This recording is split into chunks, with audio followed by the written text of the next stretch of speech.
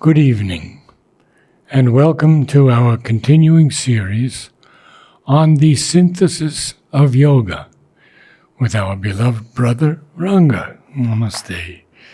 We're on page 39, the systems of yoga, and there's just, it's the second paragraph, and then we'll go to the end of the systems of yoga. So we have to read from, but here too, right? Yes. So,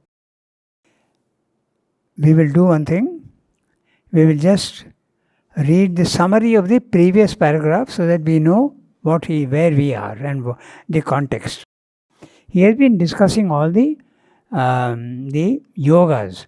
First he has discussed the Jnana Yoga, and he said that usually there is a tendency in the Jnana Yoga to ignore the world and not pay any attention to it, go into the higher level of consciousness and identify yourself with the divine, get the knowledge, the peace, and not worry about the world. Exclusive result, excluding the world. That's what he has said. Then he said that the same thing applies also to the Bhakti Yoga, the path of love and devotion to the divine. So, I'll read that and then he will tell you that the same principle applies in Bhakti Yoga also.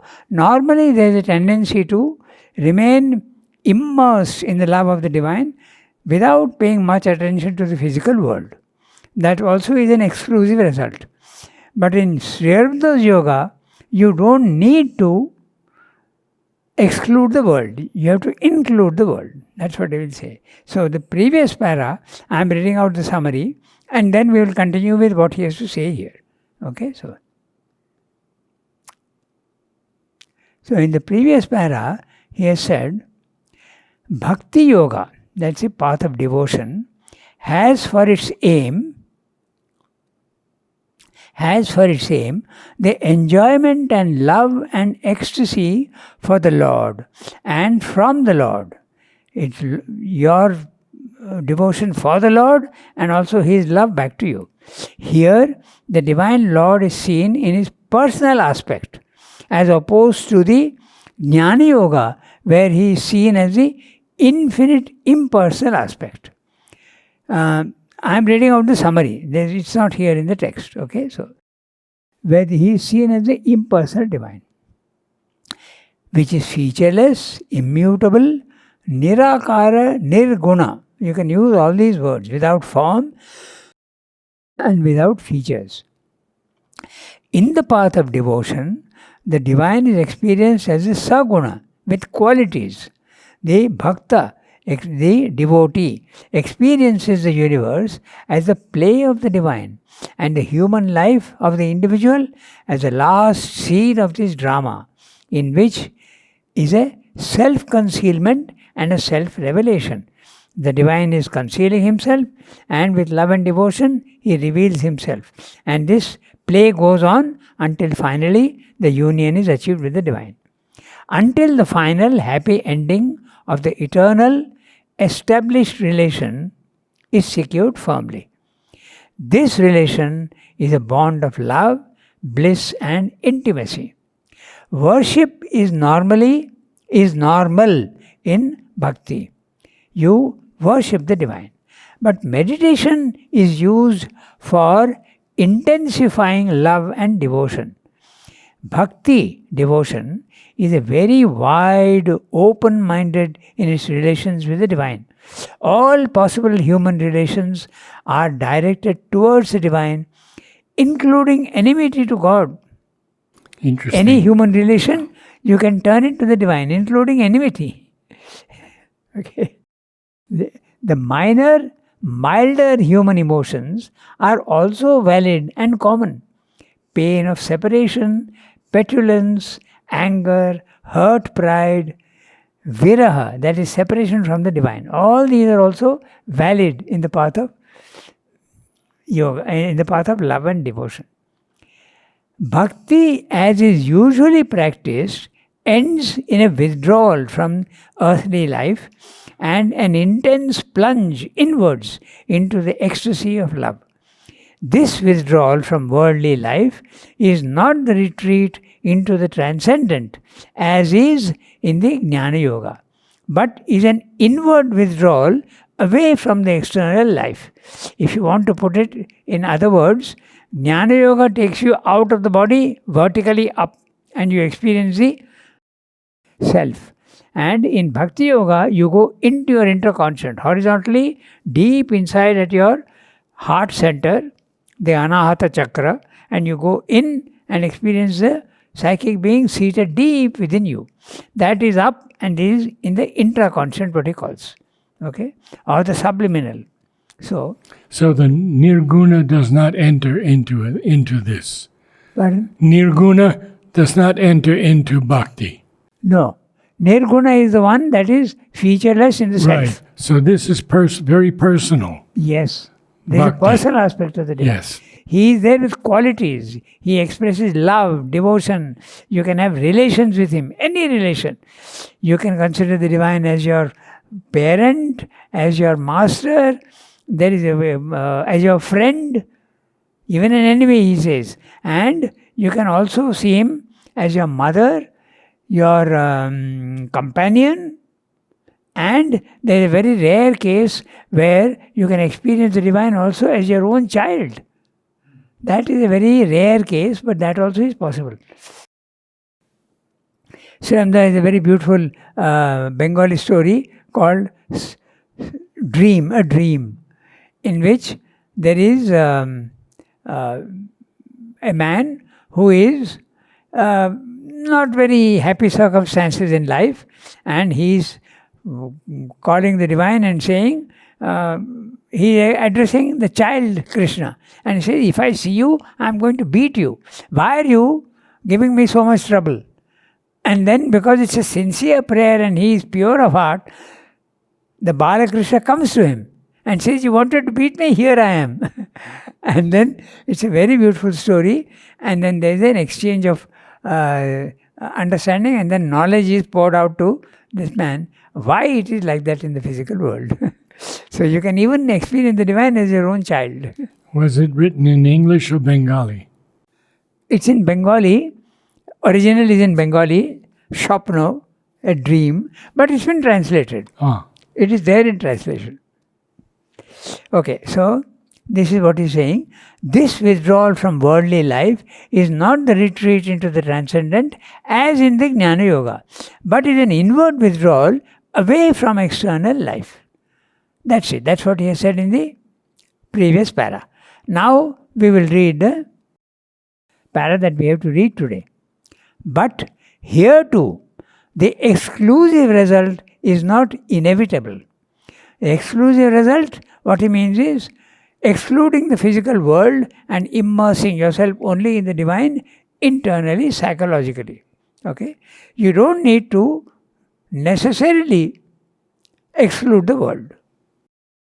The yoga itself provides a first corrective by not confining the play of divine love to the relation between the Supreme Soul and the individual, but extending it to a common feeling and mutual worship between the devotees themselves, united in the same realization of the supreme love and bliss. So this love, it is extended to your co-sadhaks if you want. Those who are following the same guru, you extend that love of the divine to everybody around you. Afterwards, you can extend it to even animals and even others who are strangers.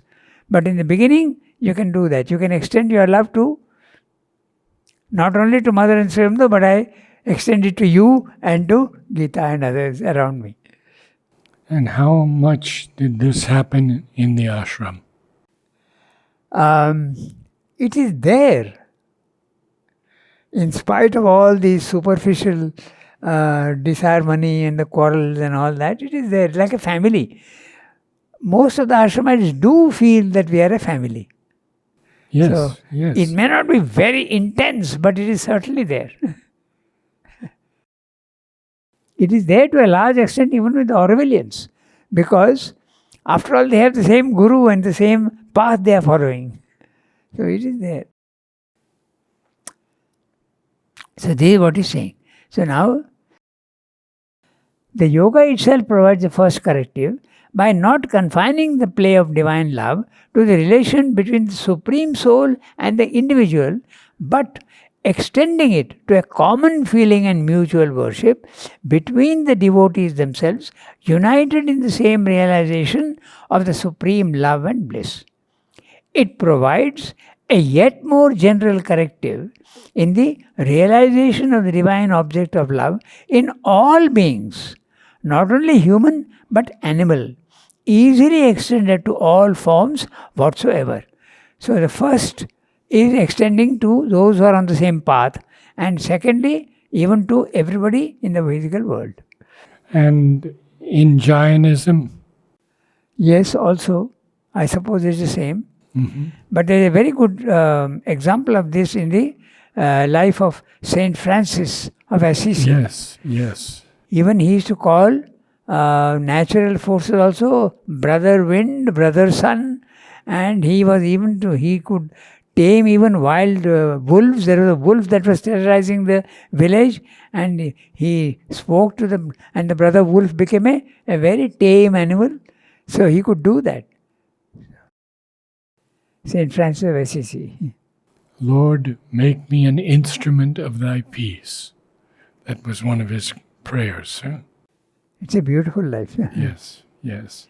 So, extending to all humans, not only human but animal, easily extended to all forms whatsoever. We can see how this larger application of the yoga of devotion may be so used as to lead to the elevation of the whole range of human emotion, sensation, and aesthetic perception to the divine level. Its spiritualization and the justification of the cosmic labor towards love and joy in our humanity. This is a word that he uses all the time, justification of the cosmic labor. What he means is that love is not always there in everybody, and it can come only sometimes, and sometimes even the opposite of love is there. There is hate and there is dislike. But that's a cosmic labor. In the beginning you feel that this path is very difficult to follow. But when you get the result, then you see the justification for that passage through the opposites of love. It stands justified. Now I can understand why it is so difficult and why it is so complicated. Because once you have crossed the difficulty, the pleasure is 3 times more than it should have been if the difficulties were not there. Isn't it? Yes. So if you have an easy journey, you don't think much of it. But if there are many difficulties and you cross them, then you get the satisfaction of having crossed. So that's what he means by the justification of the cosmic labor. Now he comes to the path of works, that is Karma Yoga.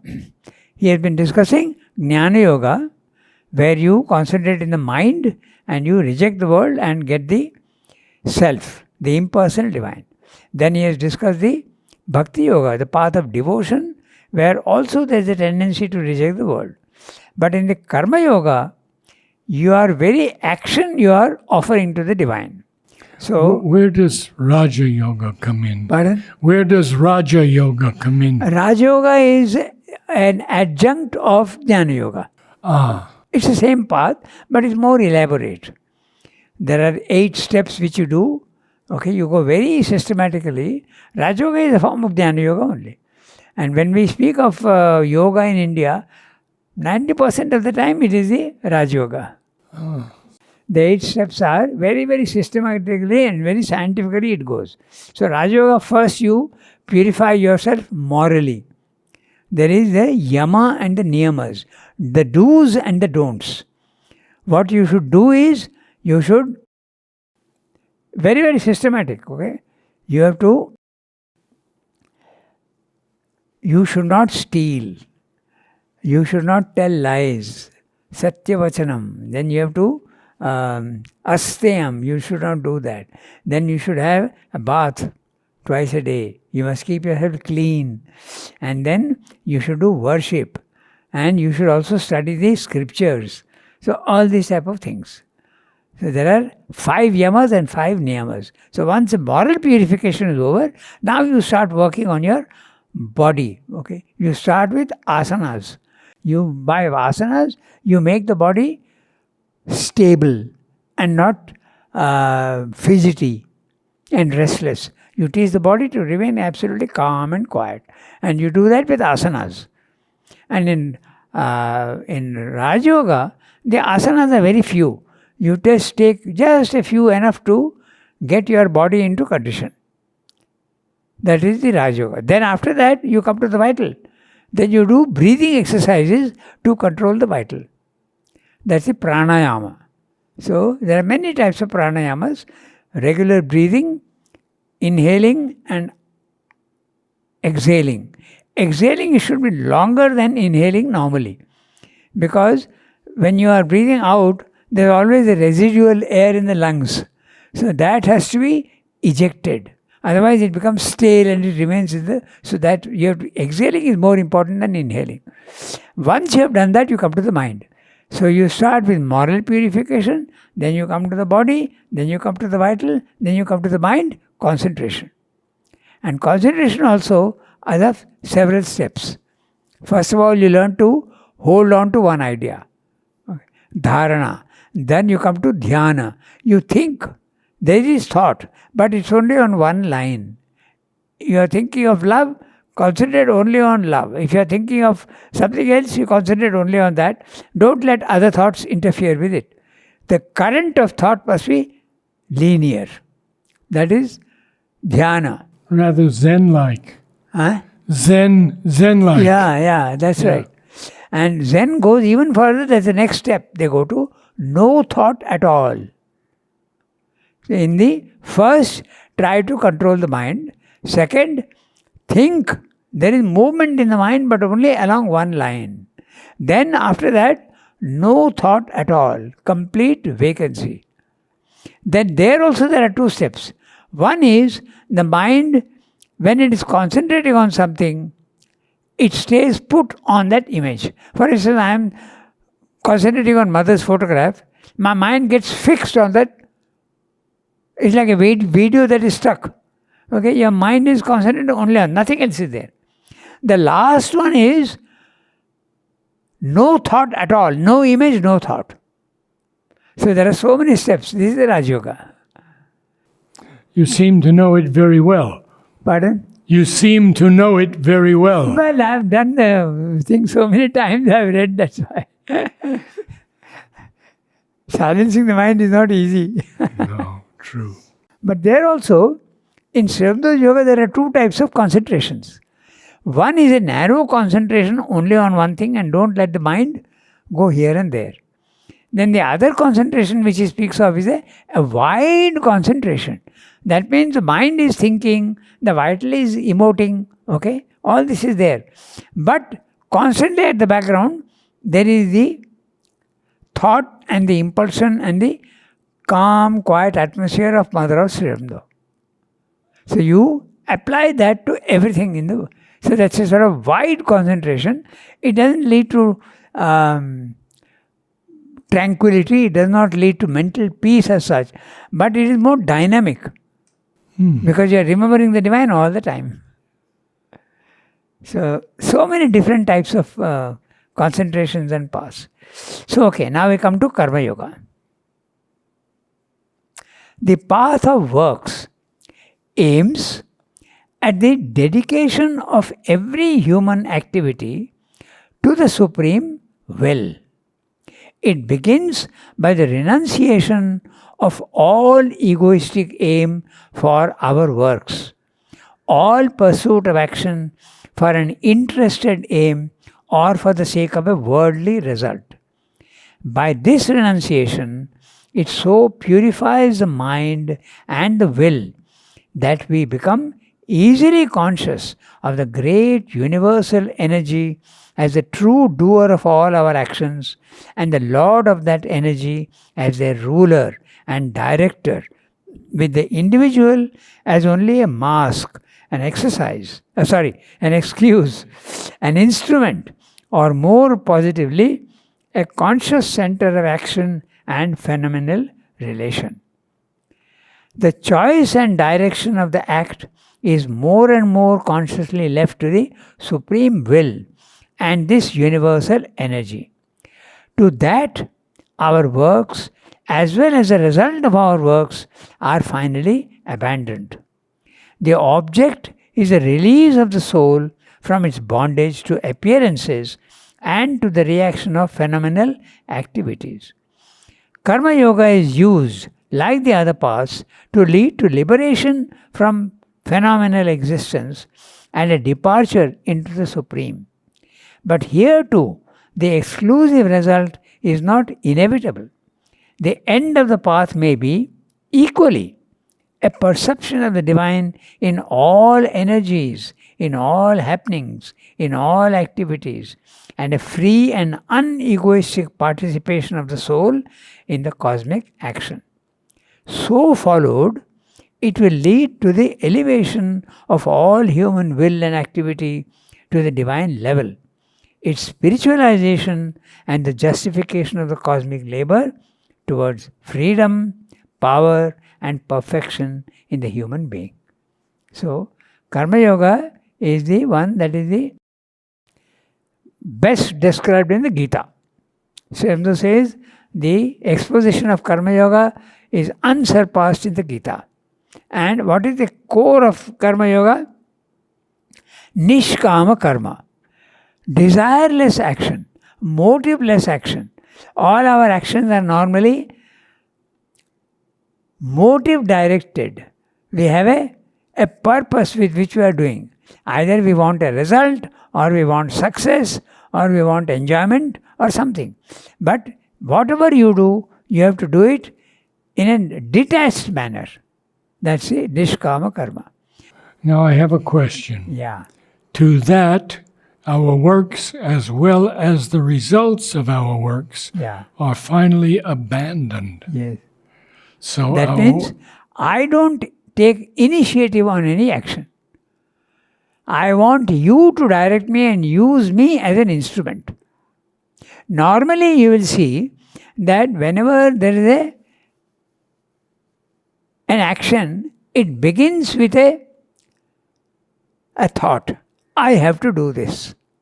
This is the beginning of all action. That you have to stop. In fact, the words used in the Gita are Sarvarambha Parityagi. The initiation of action has to be given up. Last, not in the beginning. In the beginning, you have to do what you have to do. If you say that I am not going to do anything and let the divine do to me, you are not fit instrument yet. The divine can't use you. So slowly it comes. So you initiate the action, but ask him to guide you in it and take you along the path. So slowly, you start realizing that he is directing you and you are not doing anything. So when you do something without attachment and without desire and without ego, slowly you realize that you are doing nothing at all. And this is a big discovery, the non-doership. Okay? Now, to explain this a little further, we can go back to the plant. Okay? Who is making the plant grow? Nature. It is supplying water and light, and it is growing. But does the tree which is growing, does the tree think that I am growing? No. It is nature which is making it grow. It is nature which is making the animals be born and grow and die. But man, because he has got to the mental level and he has an ego, he thinks that I am doing everything, which is totally false. He is not doing anything at all. It is nature which is making him do things. And so this non-doership you realize when you do nishkama karma. When you do desireless action, slowly in time you realize that things are getting done, I am being used by the divine and I am not doing anything. It is nature which is doing through me. Non-doership.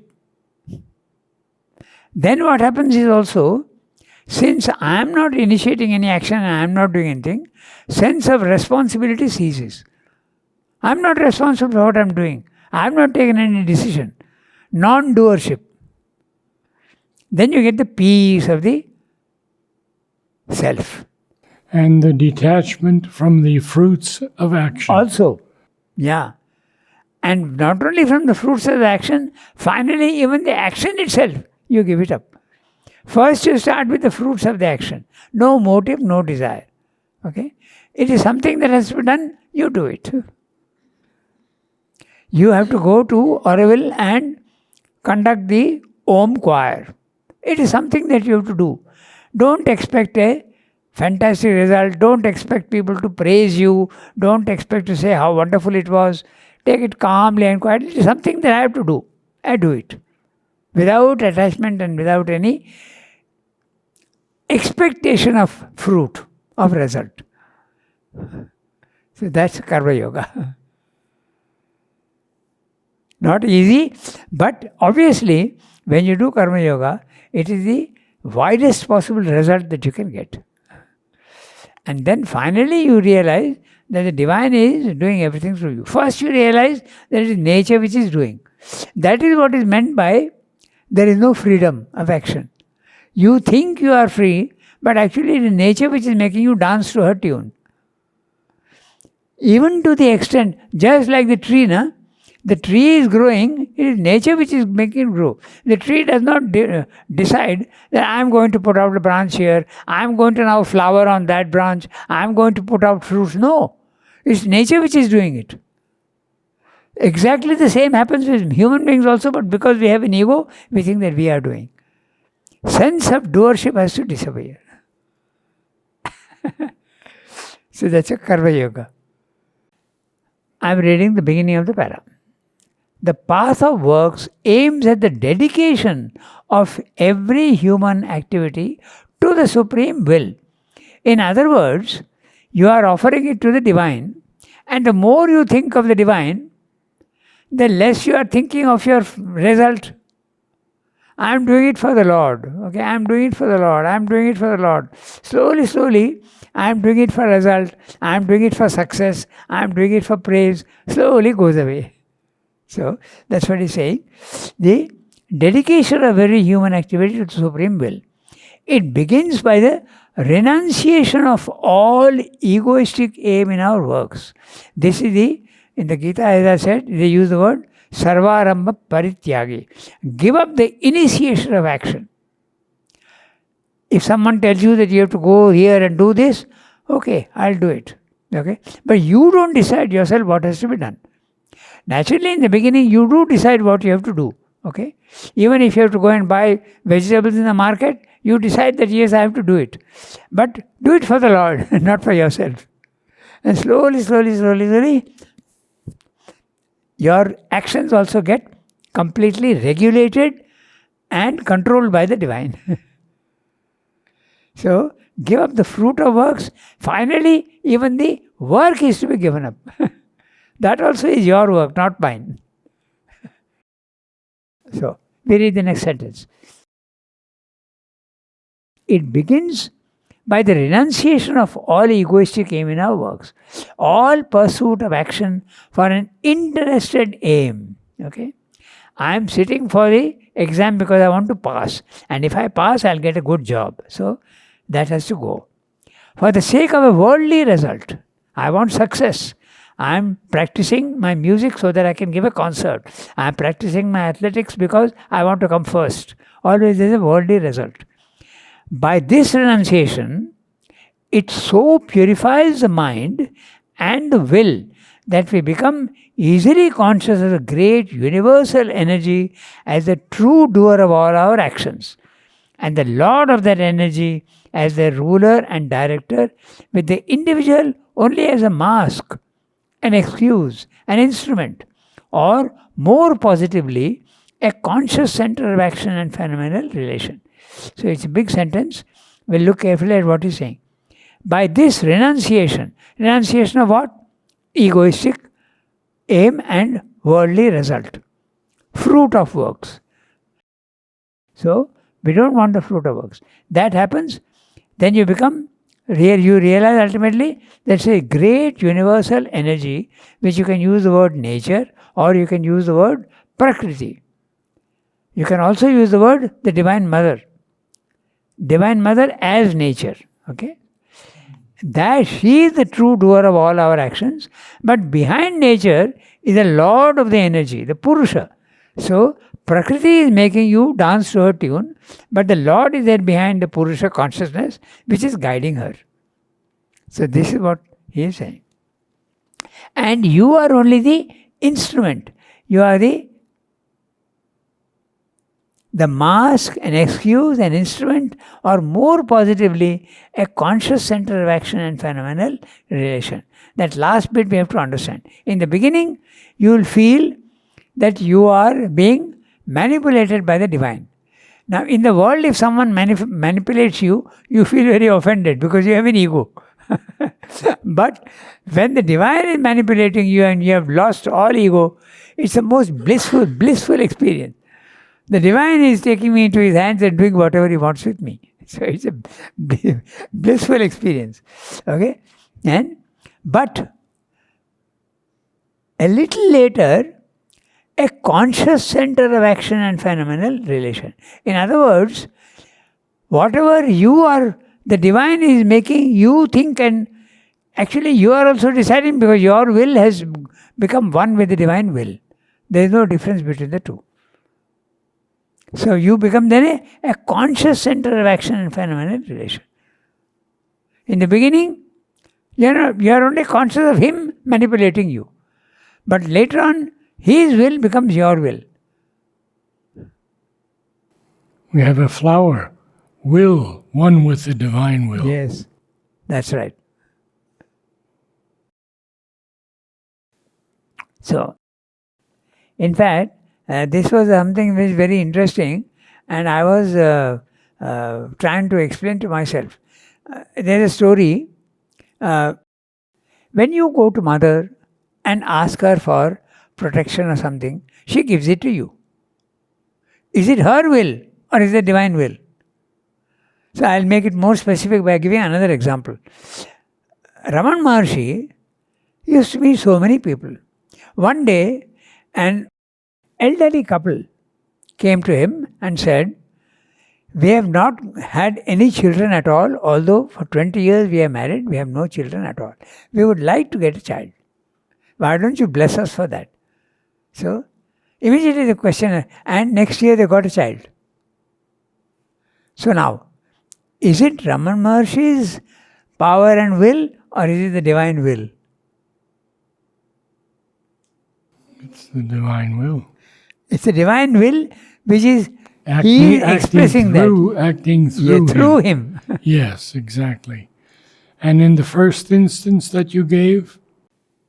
In mother's case, no? Yeah. She is protecting you. There also it's a very interesting thing. Suppose you send a telegram to mother, because this happens all the time. Okay? You send a telegram to mother and saying, "My uncle is very sick. Please do something for him.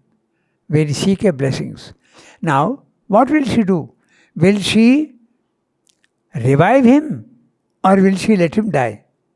So at our level, we would have a trouble. We would have a difficulty in deciding what we should do. If I tell the doctor he is suffering so much, please resort to euthanasia. Take out all the artificial supports. If you are a ventilator, stop the ventilator. Okay? So that is your mental decision. But in mother's case, what she will do is, she will look at the soul of that gentleman who is suffering. And what is the soul wanting to do? Suppose the soul wants to, I have had enough of a life, I have completed the tenure of my life quite well, and it is now time to leave. If the soul is in that condition, mother's force will end it quickly and the suffering will end. And the person will die. It's a positive thing, but we see it as something negative. But suppose the soul feels that no, there is some more work to be done for me in the world, she will revive him. So this is the divine instrument working through the mother for the right result. Can I give an example? Yes. Shally, when Mary Helen was very, very ill, went to the chamber in the Matrimandir, weeping terribly. She opens her eyes, and there's Mary Helen in the chamber at the top. And she says to Shally, "It is so beautiful here that I would like to remain, but I still have work to do on earth." And she lived another 3.5 years. How old was she when she passed away? 57. This is a conscious center of action and phenomenal relation. I go to the next sentence. The choice and direction of the act is more and more consciously left to the supreme will. You decide for me what is to be done. I don't decide. And this universal energy. So, the circumstances will get arranged in such a way that you have to do the thing which the circumstances are demanding. You don't decide what to do at all. So this is what he's saying. The choice and direction of the act, your action, your decision, is more and more consciously left to the supreme will and this universal energy. Okay, they do everything. But you have had to make tremendous progress to get to that point. Yes. The circumstances get arranged in such a way that you don't take any decision, you get the right direction automatically. Suppose, I'm giving a very simple example, just a thought came into my mind. I have completed my knowledge course, okay? And now I'm thinking what to do. I'm not sure whether I want to do this or that, whether I should go out and get a job or whether I should stay back in the ashram. I leave the decision to mother. The circumstances itself will force you to do what has to be done rightly. Suppose the job offer comes by itself without your trying, then you know that yes, that's what I have to do because I'm not fully ready yet. Or things will get arranged in such a way that the department will call you for some work. So the circumstances will itself guide you along the right route without your decision. But that's when your one is very open. It doesn't come very easily. Okay, so the choice and direction of the act is more and more consciously left to the supreme will and this universal energy. To that, our works as well as the result of our works are finally abandoned. So that is the supreme will and the universal energy. The supreme will is the Chit, the consciousness, the Purusha, and this universal energy is the Prakriti, nature. So I think the sentence is a little challenging. Yeah. Because he's saying to that, Yeah. our works are finally abandoned. That's right. They are abandoned to the divine. Yes, that's right. Okay. The object of the release of the soul from its bondage to appearances and to the reaction of phenomenal activities. Okay? The object of Karma Yoga is the release of the soul from its bondage to appearances. When I see things, I feel that they are real and there is also an attraction or a repulsion. The bondage. The bondage can express itself in two ways. Either you are attracted to things or you are repulsed by them. To appearances. And the reaction of phenomenal activities. When something happens from the physical world, you react to it. But when you are in that condition, there is no reaction from you. And again the Gita, the outer circumstances come, they say the outward touches of the physical world. Okay? Heat or cold affects most people and they start shouting and howling, I want an air conditioner, I want this. You are absolutely calm and quiet and not bothered about. Either it is too cold or too hot, you are not bothered. If someone praises you, you don't start jumping with joy. You are calm and quiet. The outward touches, Bahya Sparsha, it is called. The external touches don't leave you absolutely calm and quiet. Okay, so that's what he's saying. No reaction from you.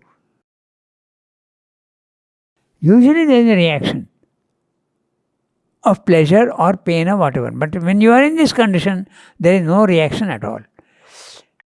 Karma Yoga is used, like the other paths, to lead to liberation from phenomenal existence. Phenomenal existence, your body-mind life. You think that you are the body-mind life. And a departure into the Supreme. The Supreme is the Self. You leave your prison house of body-mind life and go into the Self. Okay? So, a departure into the Supreme. But here too, the exclusive result is not inevitable. You don't need to give up the physical world. You can remain in the physical world and yet be free. The end of the path may be equally a perception of the divine in all energies, in all happenings, in all activities. So where do you find energies, happenings and activities? In the world. So therefore you are not giving up the physical world, but you are free from reactions. And free and unegoistic participation of the soul in the cosmic action. Your action is part of the cosmic action and you are participating in it without giving up the physical world. So followed, if you do that, it will lead to the elevation of all human will and activity to the divine level. Its spiritualization and the justification of the cosmic labor towards freedom, power and perfection in the human being. We can see also that in the integral view of things, these three paths are one. The Jnana Yoga, the Bhakti Yoga and the Karma Yoga, they are one. Divine love should normally lead to the perfect knowledge of the Beloved by perfect intimacy, thus becoming a path of knowledge, and to divine service, thus becoming a path of works. So also should perfect knowledge lead to perfect love and joy and a full acceptance of the works of that which is known. Dedicated works to the entire love of the Master of the sacrifice and the deepest knowledge of his ways and his being.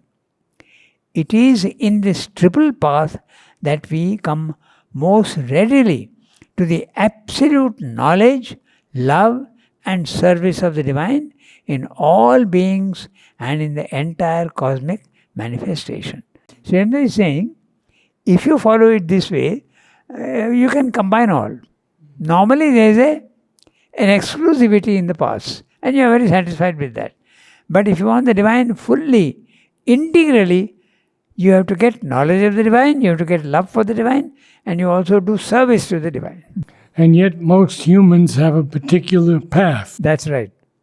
And through that path it can enlarge finally into all the three. But in the traditional yogas, you don't do that. You concentrate only on one path and you are satisfied with the result of that path. Either you get knowledge and you are satisfied, or you get intimacy with the divine and you are satisfied, or you get release from the bondage through Karma Yoga and you are satisfied. Srivendra wants all the three. So, that completes the chapter, and now the synthesis of the systems. We'll take that up next time. Very good. Thank you, Ranga.